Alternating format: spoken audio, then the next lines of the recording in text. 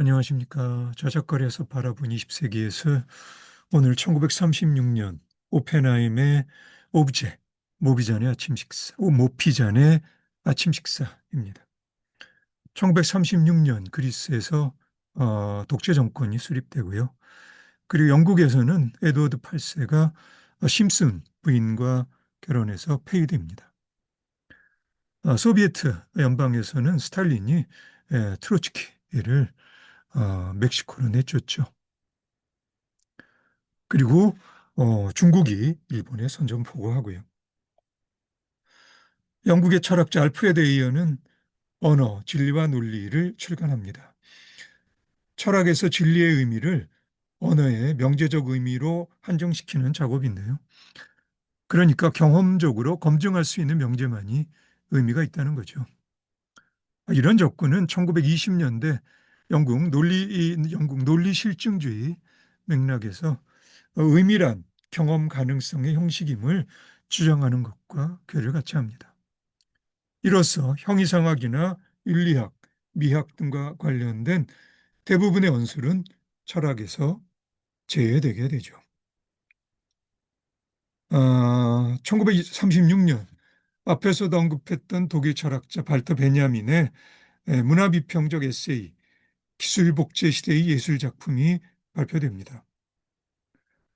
베냐민은 기술로 복제된 예술로 인해 예술에 고유했던 일종의 미적 권력인 아우라가 박탈된다고 주장해요. 여기에서 아우라라 함은 예술작품을 특징 짓는 지금 이곳에서 유일무이한 것으로서의 어떤 분위기입니다. 이 에세이를 마무리하면서 베냐민은 파시즘에서 보이는 정치의 신미화에 맞서서 예술의 정치화를 추구하는 공산주의의 역할을 강조하죠. 에세이의 클라이맥스 지점에서 베냐민의 말입니다. 예술의 기술적인 복제는 예술에 대한 대중의 태도를 변화시킨다. 피카소의 작품에 대한 대중의 유보적인 태도가 채플린의 영화를 접하는 순간 진보적인 반응으로 변모한다.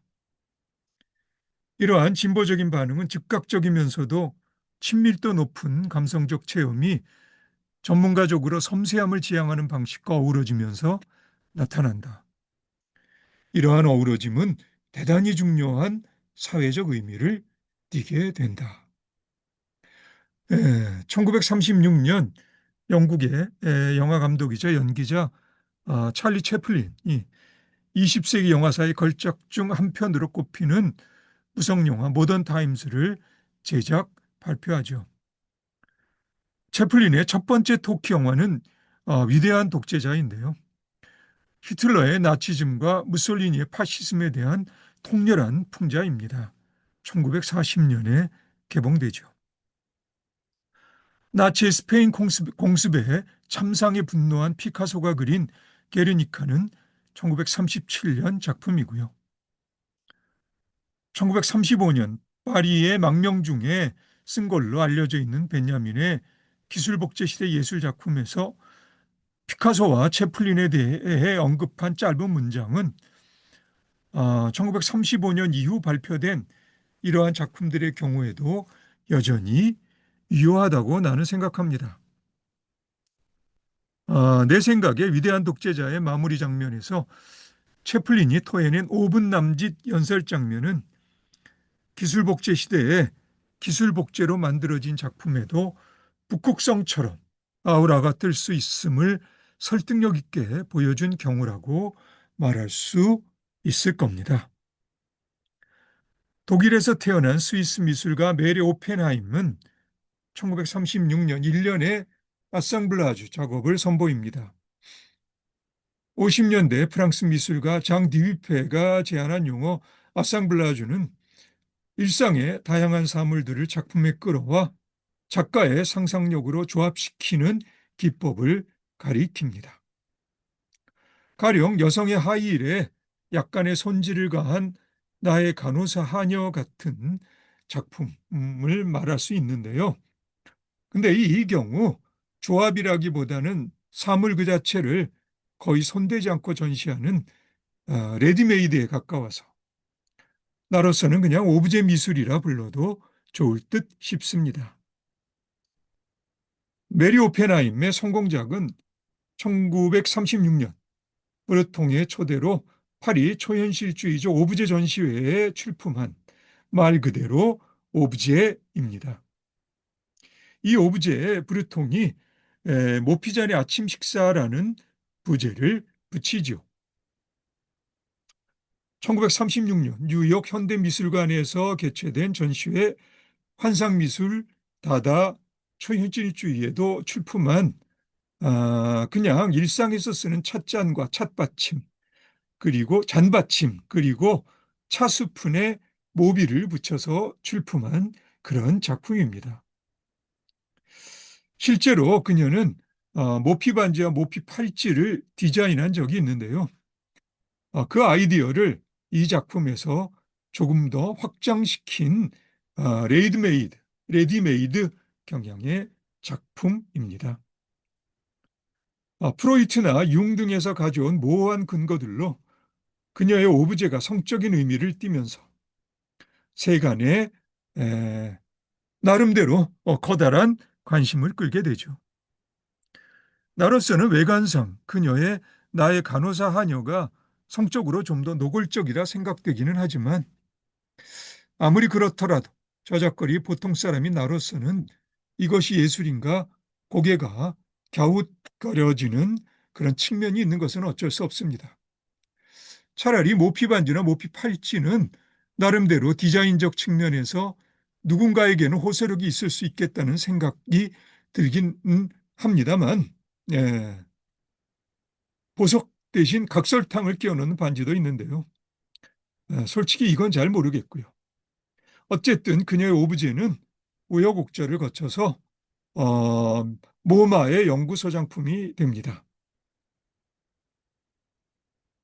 현대미술박물관입니다. 앞에서 잠깐 언급한 적이 있는 미국 태생의 프랑스 미술가 만레이는 사진 작가로도 유명해서 그는 오펜하임을 찍은 실험적인 초상 사진이나 누드 사진을 작품 사진으로 발표하기도 합니다. 1921년 자신의 첫 번째 전시회에 출품한 작품들 중에 세상에 널리 알려진 선물이란 작품은 가정에서 쓰는 다리미 밑바닥에 여러 개의 쇠못을 박아놓은 레디메이드 계열의 오브제 미술입니다.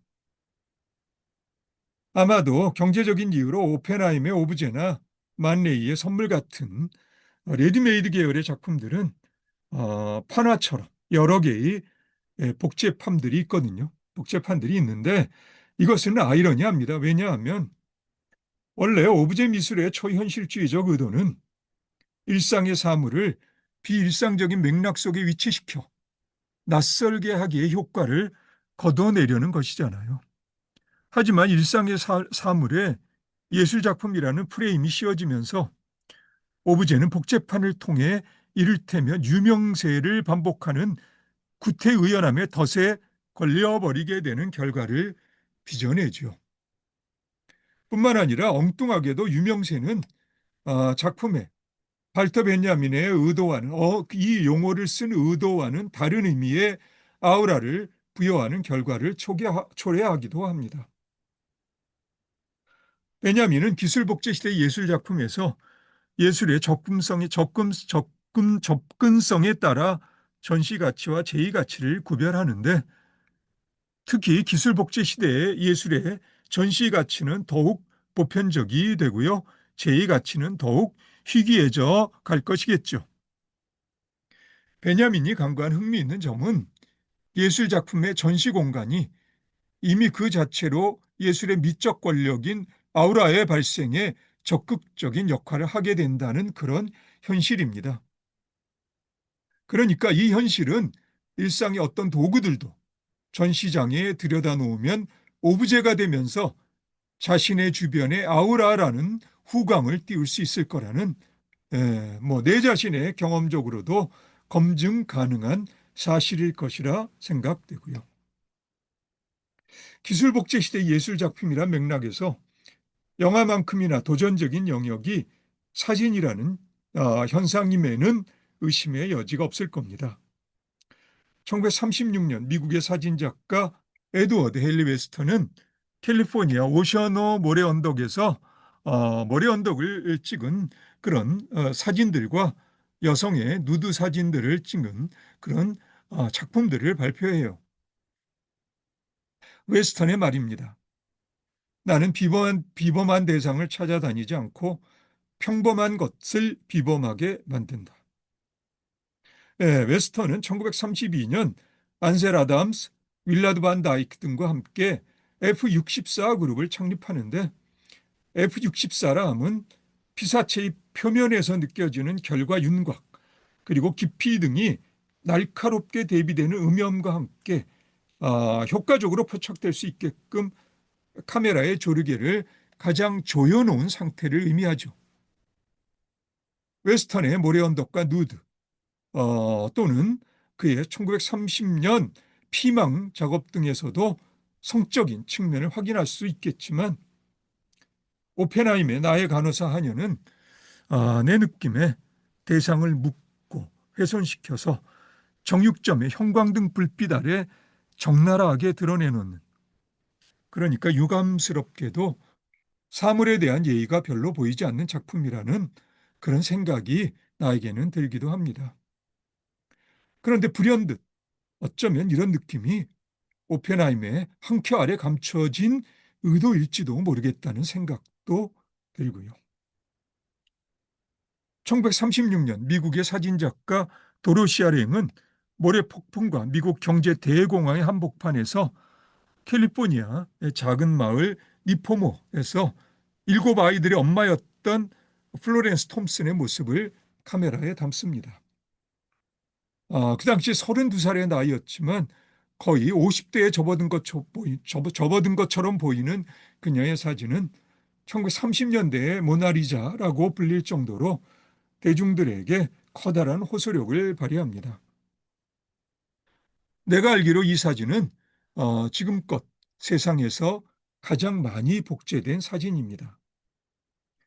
도로시아 랭의 사진을 보면서 드는 내 생각에 베냐민이 이야기하는 작품의 아우라는 그 긍정적인 의미에서 복제나 접근성 등과는 아무 상관이 없겠다는 그런 생각이 들기도 합니다. 1936년 프랑스 작가 조르주 베르나노스의 소설 시골 사제의 일기가 출간이 되는데요. 젊은 시절 보수적인 카톨릭 단체 악시옹 프랑세즈의 일원이었던 베르나노스는 1932년 회심하고 진보적인 카톨릭 신앙인의 입장을 취합니다. 보수든 진보든 항상 카톨릭 신앙의 관점에서 감각적 욕망과 세속적 가치의 지배를 받는 저작거리에서 다양한 차원의 선과 악의 대립을 치열하게 들여다봤던 종교적인 작가로서 베르나노스는 시골사제의 일기를 통해 그게 무슨 상관이란 말인가? 모든 것이 신의 은총이다 라는 절대절명의 사자우를 터뜨립니다. 이 한 문장 안에 지상의 생명체가 붙들고 씨름하는 모든 물질적, 정신적인 문제들 혹은 모든 정치적이거나 윤리적인 갈등들을 초월하는 신앙의 실존적 절단이 베르나노스의 육성에 실려 전해진다고 나는 느껴집니다. 가난한 삶을 사는 사람이야말로 하나님 나라의 백성이라고 생각한 베르나노스에게 세계는 선한 자와 악한 자로 양분되는 게 아니라 순수한 어린아이 정신으로 충만하여 사는 어른들과 그것을 잃어버린 불행한 어른들로 양분될 수 있다고 베르나노스는 생각하죠. 이 작품 속에 등장하는 이름 없는 시골 사제는 순수한 어린아이 정신으로 충만하여 사는 어른의 현현이라고 나는 그렇게 생각합니다. 자, 그럼 오늘은 여기까지 하고요. 조금 남은 부분하고 그리고 그림 몇 점, 사진 몇 점을 우리 다음에 함께 다시 보도록 합시다. 그럼 오늘 여기까지 하겠습니다. 오늘도 수고 많으셨고요. 다음에 다시 봅시다.